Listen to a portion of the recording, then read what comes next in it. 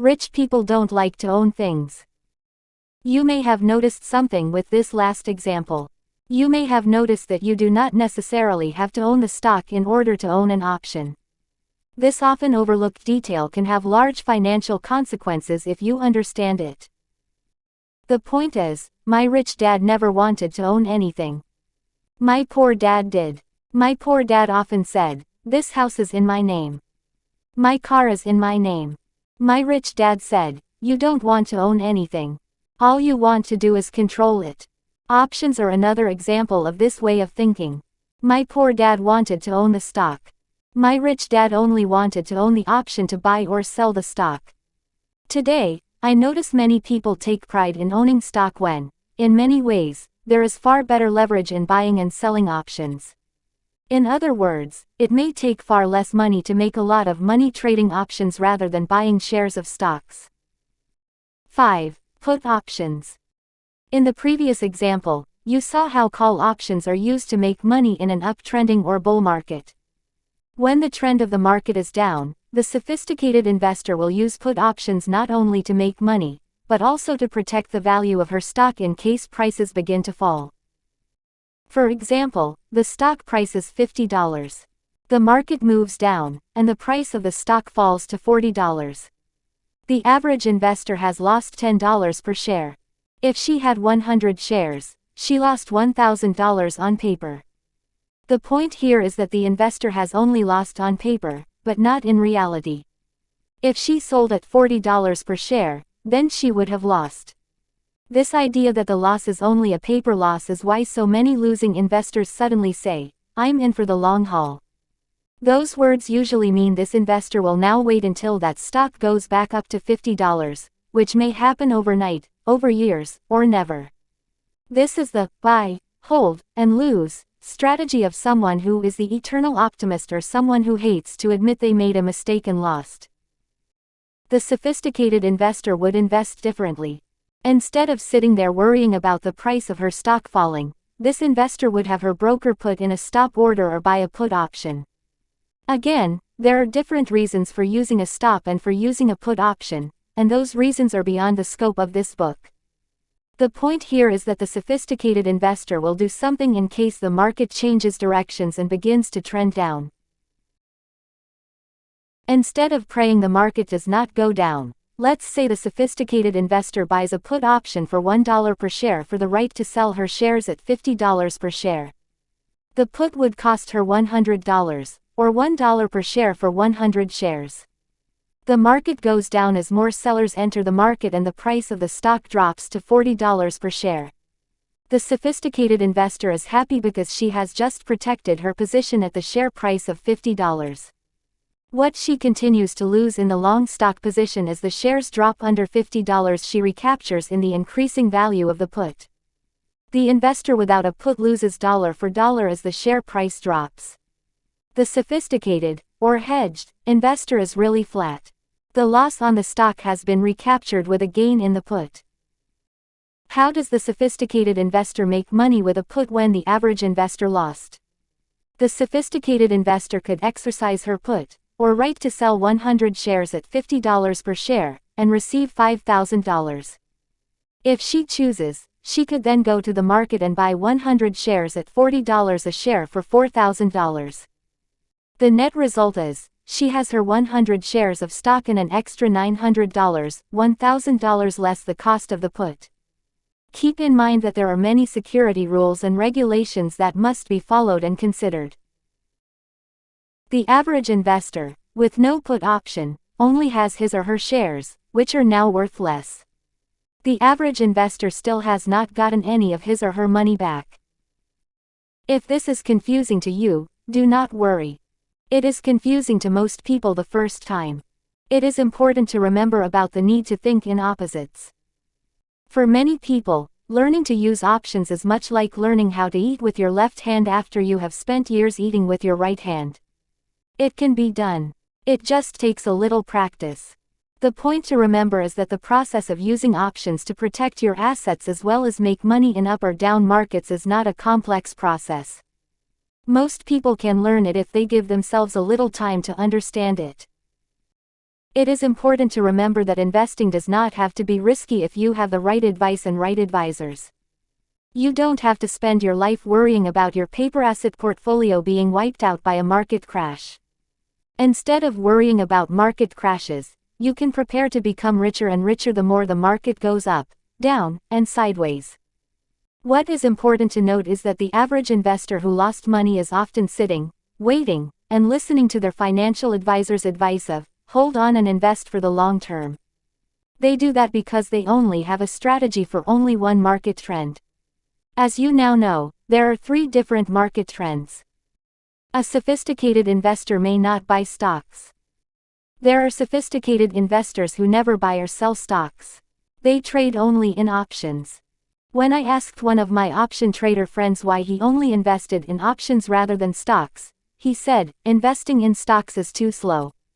I can make much more money with less money investing in options. I can also make more money in less time. Investing in stocks and hoping to make money is like sitting around waiting for the paint to dry. 6. Straddles or collars. Straddles or collars are the ultimate insurance protection. In overly simple terms, a straddle or collar is placing a put and a call around a price position. For example, if the price of the investor's stock is $50 per share, a sophisticated investor may have a call option placed at $52 per share and a put option in place at $48 per share. If the market suddenly goes up to $62 per share, the investor has the right to still buy his or her shares at $52. If the market goes down to $42, the investor has the right to sell his or her shares at $48, minimizing the loss. If the stock's market price is at $42 and the investor has a put option, which is the option to sell a stock at $48, that option suddenly becomes very valuable, in some cases, much more valuable than the stock itself. The point is, collars or straddles are used to protect both the upside and the downside risks and opportunities. It can be an ultra-conservative strategy, if you know what you are doing. Again, this is not meant to be a book on options trading. Obviously, I have oversimplified the process for the sole purpose of promoting a basic understanding of options. Also, there are much more sophisticated strategies that are used to protect assets and increase returns. 7. Shorts. When I was a kid, I was told not to touch or use things that did not belong to me. That is not true in the stock market. When someone shorts a stock, that literally means they are selling something they do not own. If my mom knew I was doing this, she would have a strong and long discussion with me. But then again, my mom was not an investor. First of all, a short is not an option. When someone says, I am shorting this stock, they are trading in stocks, not options. A sophisticated investor knows the differences between a short and options and knows when to use them and when not to use them. Again, knowing when and when not to use them is beyond the scope of this book. Why short a stock? Generally, if the investor feels the price of a stock is too high and the market is trending down, a sophisticated investor may find it profitable to begin to use shorts to make money. Shorting a stock is simply borrowing someone else's stocks, selling them into the market, and putting the money into your pocket. If and when the market price of the stock comes down, the investor buys the stock back and returns it to the person they borrowed the stocks from. For example, let's say XYZ Corporation's stock price is $50 and the market is trending down. The following is a sequence of events involved in shorting a stock.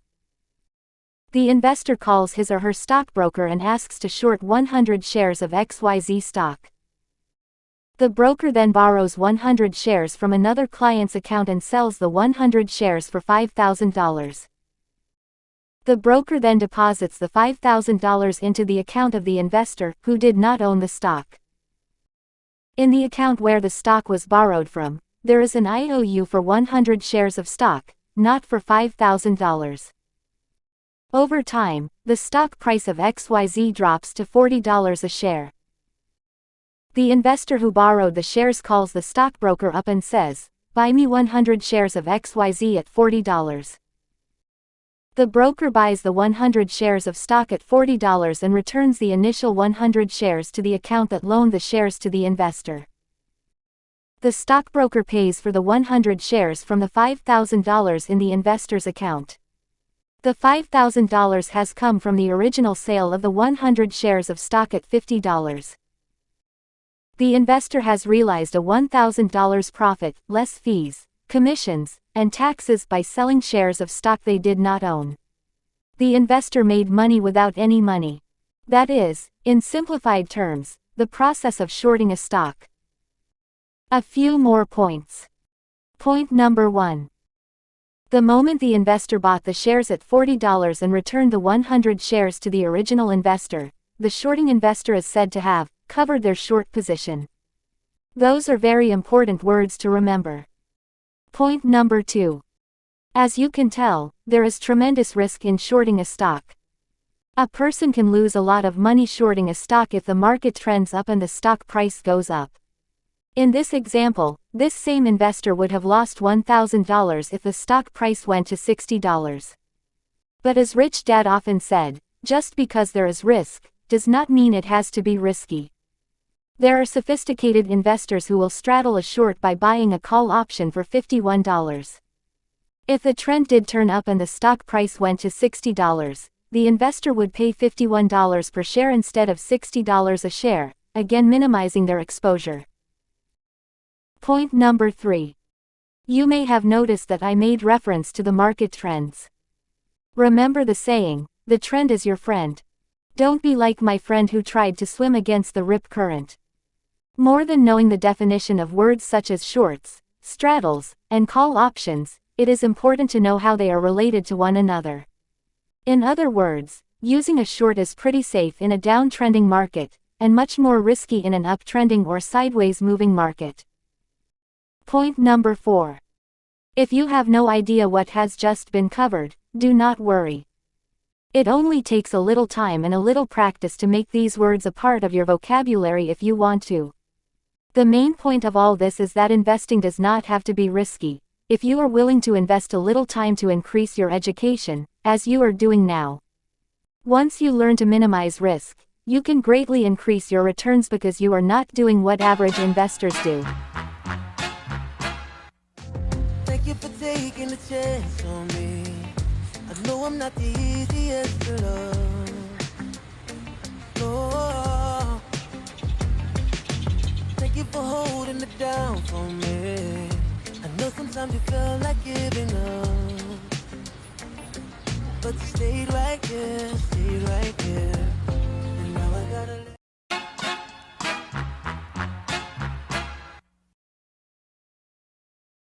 Why it does not take money to make money. People often ask me, doesn't it take money to make money? If you understood the process of shorting a stock, you will know the answer to that question. When a person shorts a stock, they receive money for selling something they do not own. So it really does not take money to make money. Yet, the real answer to the question, doesn't it take money to make money? It depends upon who is doing the investing. Rich Dad said, the less financially intelligent you are, the more money it takes to make a little money. If you are financially intelligent, it doesn't take any money to make a lot of money. The following example further illustrates this point and also illustrates the value of having a strong and rich financial vocabulary. A few months ago, I called my stockbroker and said, write a naked put option on XYZ. Write it for 10 contracts. My broker asked me a few more questions and then said, it's done. What he asked me was the time horizon for the option and other questions that are again outside the realm of this book. What I had just done was sell put options, not buy them. This is an important point. The reason it is important is because, up to now, options have been used as insurance policies, which is why most people buy options. When you use the words, write an option, it means you are selling the option, not buying it. The very rich sell options just as the very rich sell shares of stock, not buy them. Bill Gates became the richest man in the world by selling shares of Microsoft, not by buying shares of Microsoft. The same is true in the world of options, only it is much faster, easier, and can be more profitable, again, if you know what you are doing. When I said to my broker, write a naked put option. I was saying, I want to sell options on stock I do not own. In this case, they are put options and I wanted 10 contracts, which means 1,000 shares, since a contract is 100 options. My broker called back later that day and said, "You got $5. I said, "Thank you," and the transaction was over for the time being. I did not have to watch the stock or the market and was free to go about doing what I wanted to do. When he said he got me $5, that meant he put 15,000 into my account that day. In other words, it took me less than 5 minutes to make $5,000. On top of that, I did not put up any money nor did I sell anything tangible. In many ways, I sold nothing and made $5,000 in less than 5 minutes. As a point of clarification, while I did not put up any money or sell anything tangible, I have other assets in my brokerage account that act as collateral on the transaction, which allows me to work with my broker in this way. A few weeks later, he called back and said, it expired out of the money. That's great, I replied. By the way, when are we going to play golf? The power of words. First of all, I do not write about this transaction to brag. I write about this one actual transaction only to illustrate the power of words. Those words are more than words to me. They are real and alive in my brain. Those words are tools that make me rich, tools that allow me to make money without any money.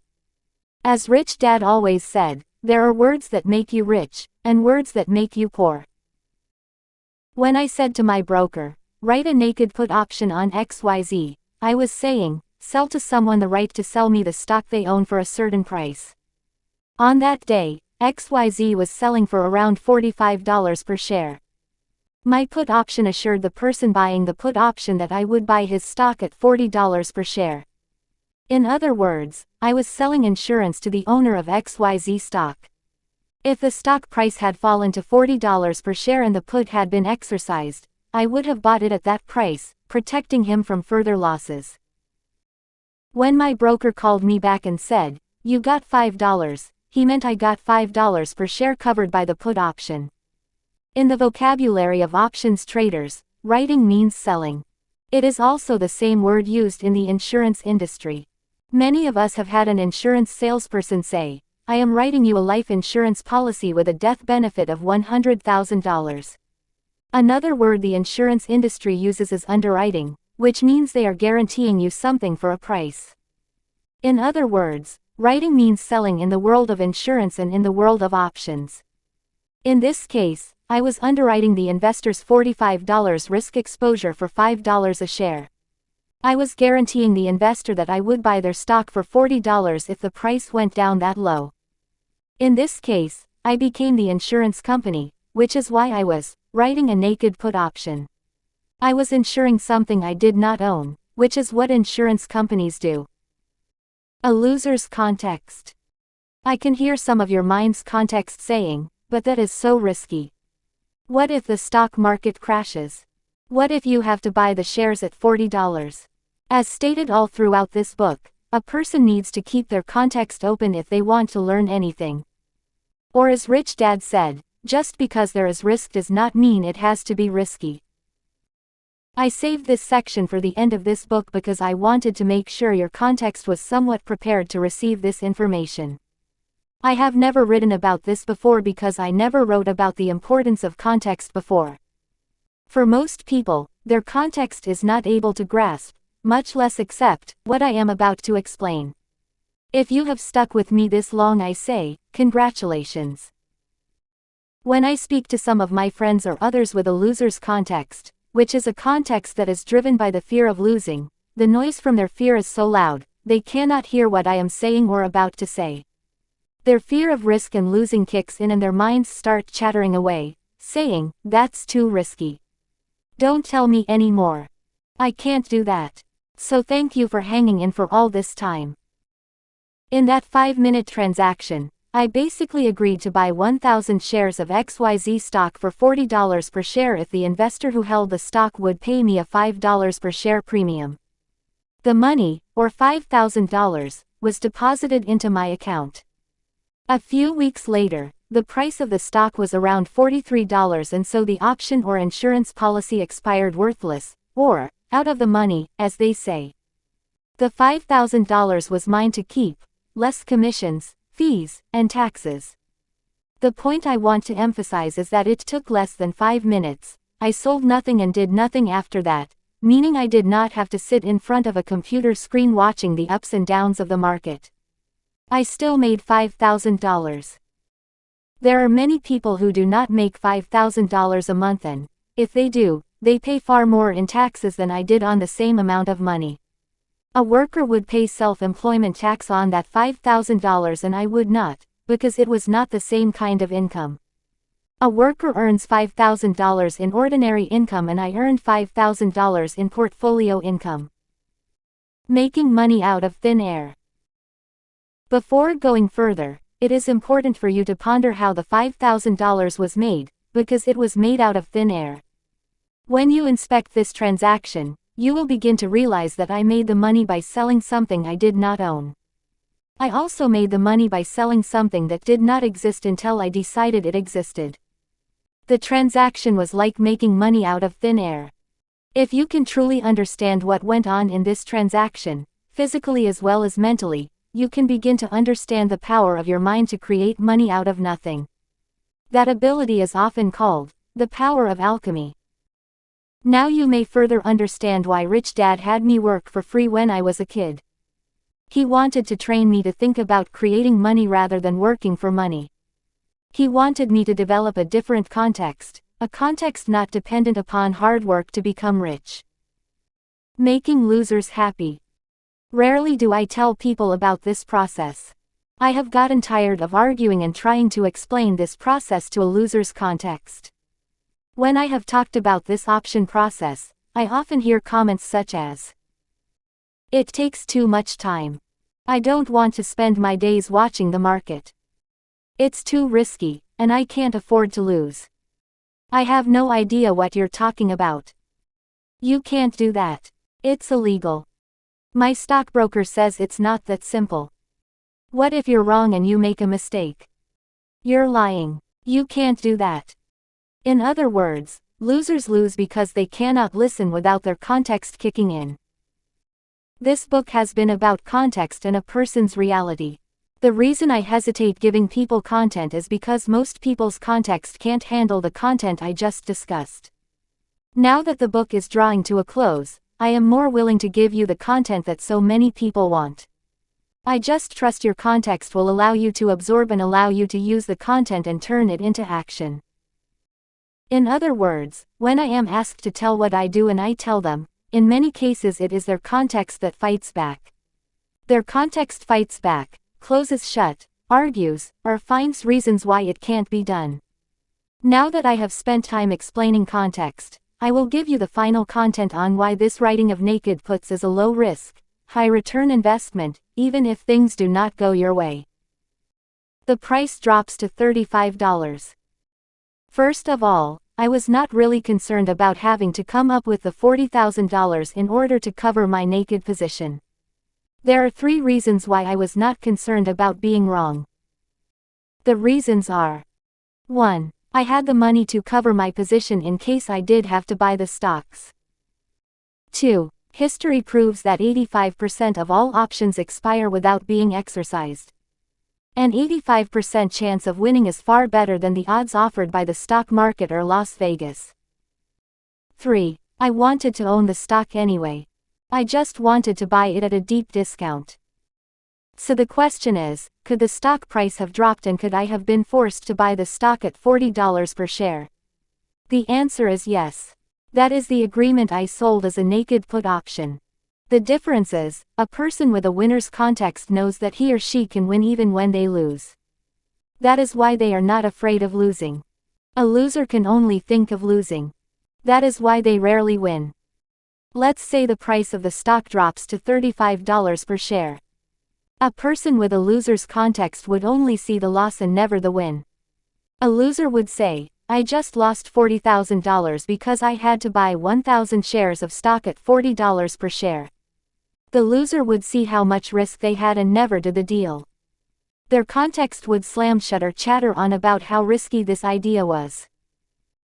They would not be able to think any further because their emotions have taken over their brain. The loser would see the $40,000 exposure to be a greater risk of loss than the $5,000 in 5 minutes potential for gain. On top of that, if the stock had dropped to $35 a share, they would have seen an additional $5,000 loss. Their loser's context would be in full control of the person. The reason I spent so much time at the start of the book on the leverage of the mind is because of the examples of such transactions. When I tell people what I do, regardless if it is in building a business, investing in real estate, or investing in paper assets, it is most often the person's context that determines the validity of my content. A loser will always, and I do mean always, think that what I do is too risky, even though it is not.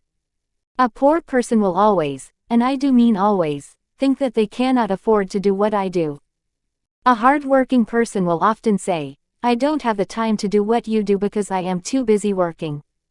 And a person who is not interested in what I do will say, it sounds too complicated. I just don't understand. Besides, I'm not that interested in money.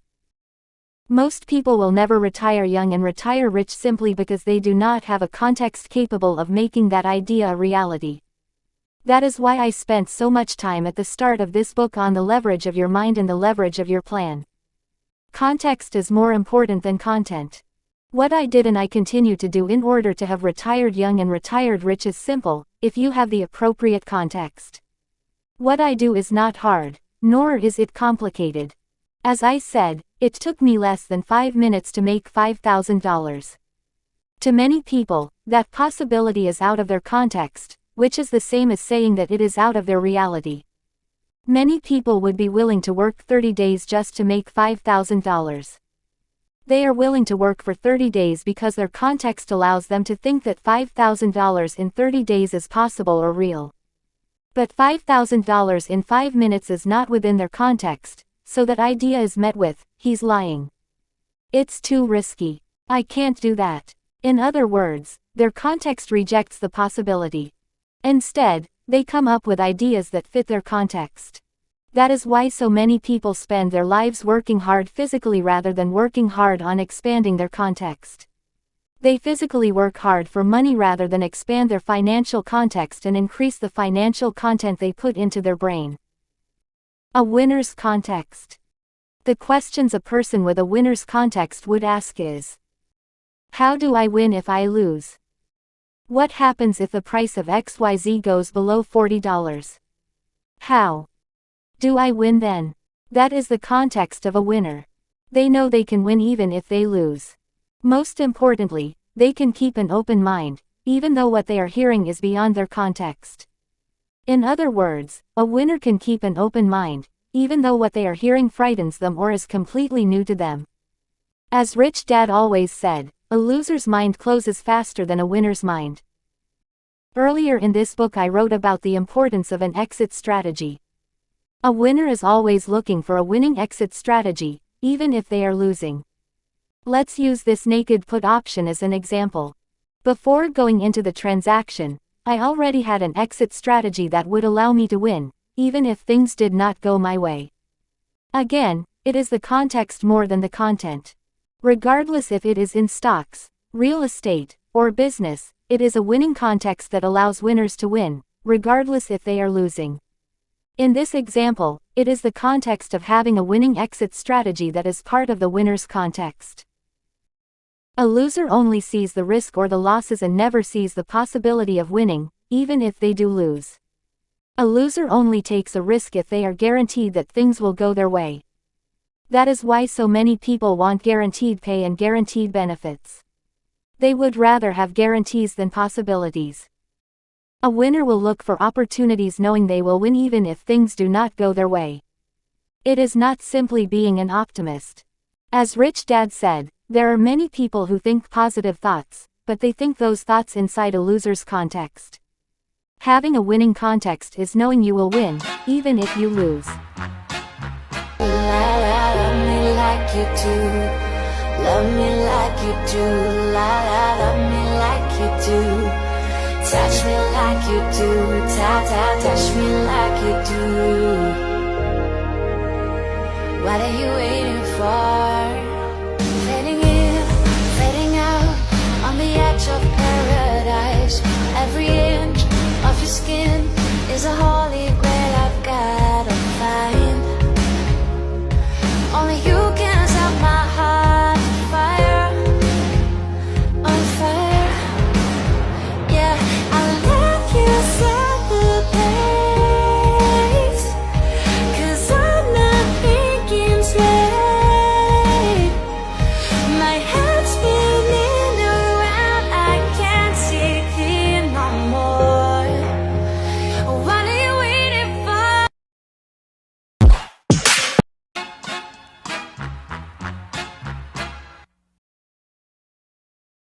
How to win if you lose.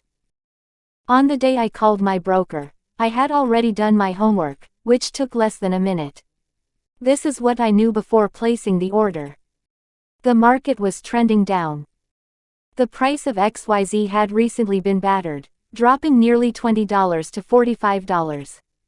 The investors who held the stock had to be pretty nervous. I knew XYZ was a good company with good earnings and dividends.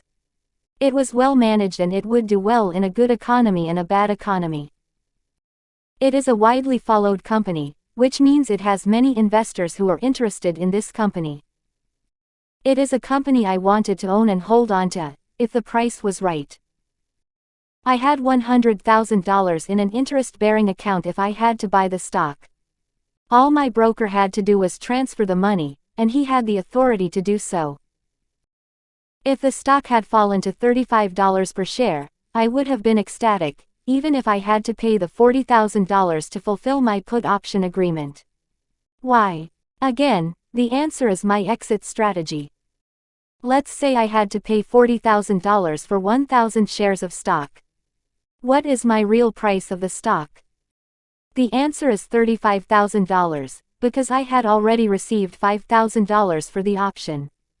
So even though the price fell below my put option price of $40 per share, I was still paying only $35 per share, which would have been a great price for that stock anyway, and I would have owned the stock. The next step would be to immediately sell 10 covered call options, 100 shares per call option, at $5 per share on the 1,000 shares I owned. The reason it is called covered is because this time I actually did own the shares I was selling the option for. I use the term naked in front of put option because I did not own the stock. Again, most people would simply say, it's too risky to sell something you do not own. And it is, if you do not have the right context and content. Why sell a covered call? The answer is found in the term velocity of money. By selling a covered call, I agree to sell my stock for, let's say, $40 per share, in case the price should rapidly shoot up.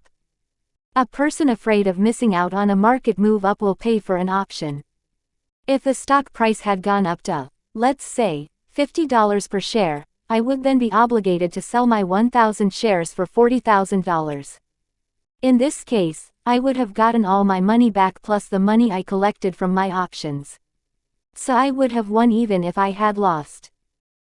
If the stock price did not go up, I would still have collected some money, in this case $5,000 for the call options, even if the price of the stock did nothing.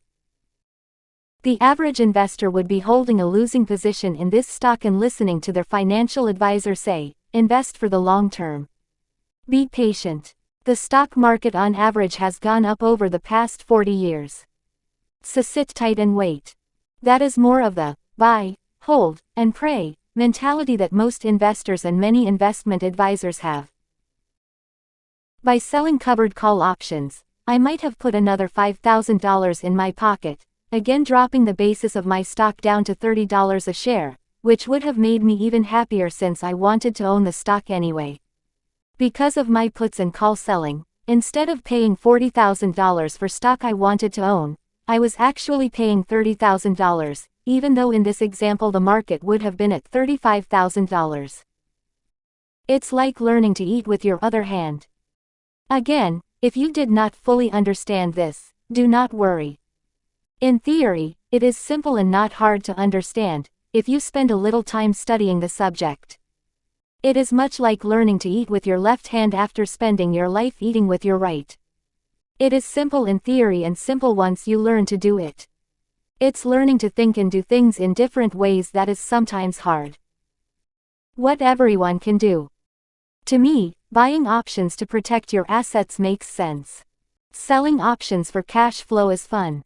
One of the reasons I do not worry about money is simply because I know I can go to the market and make more money in minutes than most people make in months, and pay less in taxes.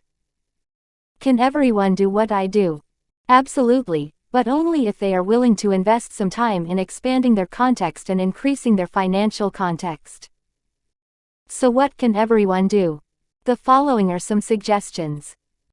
Borrow a book from the library on options trading. First learn the definitions of words. Then read for greater understanding. Buy a book. I recommend physically reviewing the book before buying it because you may want to start with a simple book first. Attend a seminar on options trading. There are many available. Find a stockbroker who will teach and guide you through the process. Play Cashflow 101 at least 12 times so you learn the mindset of fundamental investing. After you have mastered 101, you can move on to Cashflow 202, which is the game that teaches people how to use call options, put options, shorts, and straddles. Most importantly, Cashflow 202 teaches you to think in multiple directions, depending on changing market trends. I believe the most powerful aspect of Cashflow 202 is that it is a physical, mental, and emotional way of learning a multidimensional subject. In other words, the game will teach you to think in different directions. The reason most investors lose is because they have been trained at home, in school, and in the workplace to think only in one direction. A sophisticated investor needs to think about how to make money in an uptrending market, a downtrending market, and a sideways trending market. Cashflow 202 teaches you to think that way, have fun, and learn by using play money instead of real money. Is investing risky? So is investing risky? My answer is, absolutely not. In my opinion, being ignorant is risky. If you want to retire young and retire rich, learning how to insure your assets against loss is fundamental. It is the average investor who would rather not study and would rather say that investing is risky. That is the greatest of risks. Never in the history of the world have so many people bet their financial future and their financial security on the ups and downs of a stock market. That is risky only because these investors know it's risky, and yet they do nothing about the risk. As my rich dad said, the I in the I quadrant stands for investor, not ignorance. He also said, investing in itself is not risky. But being financially ignorant and taking advice from financially ignorant advisors is very risky. Not only is it risky, but it is also expensive. It is expensive not only in terms of money. It's more expensive in terms of time. Millions of people spend their lives clinging to job security rather than seeking financial freedom. Because of financial ignorance, many people cling to a small paycheck rather than seek the abundance of money that is available. Because of financial ignorance, people put money in their retirement accounts and then worry about it being there when they need it. Because of financial ignorance, millions of people spend more time at work making the rich richer, rather than spend their time enriching the lives of those they love. I would not say investing is risky. But I would say that being financially ignorant is risky, and it is expensive. Information contained herein is for educational purposes only, and is based on reports, communications, or sources believed to be reliable. However, such information has not been verified, and we do not make any representation as to its accuracy. Options transactions can entail an additional level of risk. Before undertaking any options transactions, all investors should seek the guidance and advice of a licensed options professional.